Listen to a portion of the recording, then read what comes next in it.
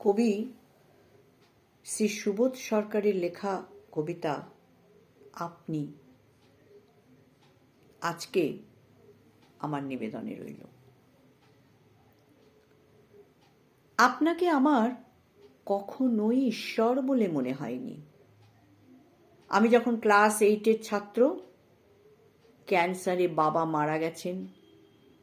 6 ভাই বোন, একবেলা ভাত জোটে একবেলা জোটে না। হাতে সসপ্যান নিয়ে পথে দাঁড়ানোর কথা, তখন আমার হাতে এসেছিল আপনার গীতবিতান। আপনাকে আমার ঈশ্বর বলে মনে হয়নি সেদিন, মনে হয়েছিল মানুষ। খেতে না পাওয়ার কি কষ্ট, সে কথা আপনার গীতবিতানে কোথাও লেখা ছিল না।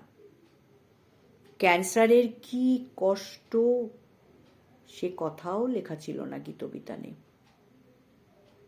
6 ভাই বোনের একজনকে ভিখিরি হতে হবে, একজনকে স্কুলে যেতে হবে, এরকম যখন অবস্থা, তখন গীতবিতান কি দিতে পারে?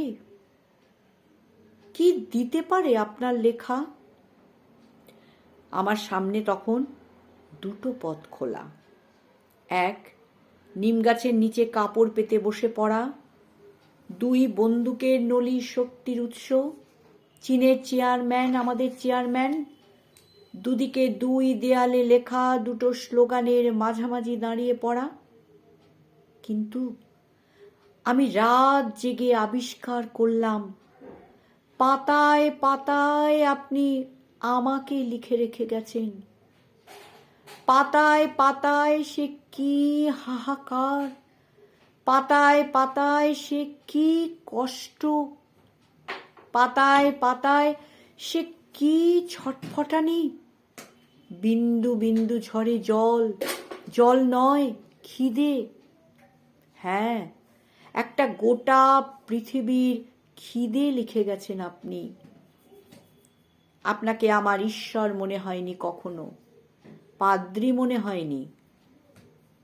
আপনাকে মনে হয়েছিল খেতে না পাওয়া, বাবা মরে যাওয়া অভুক্ত একটা ছেলে, যে কিনা কৃষ্ণনগর হাই স্কুলে একই বেঞ্চে আমার পাশে বসতো।